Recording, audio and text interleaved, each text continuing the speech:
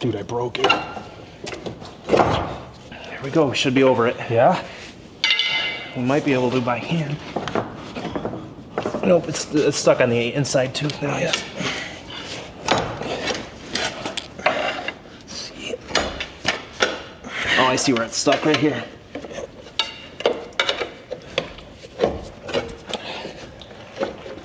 Yeah. There we go.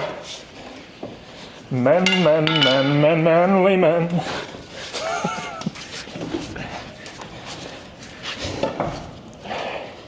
So then we got to get it off this rear sprocket just by rolling it a little bit.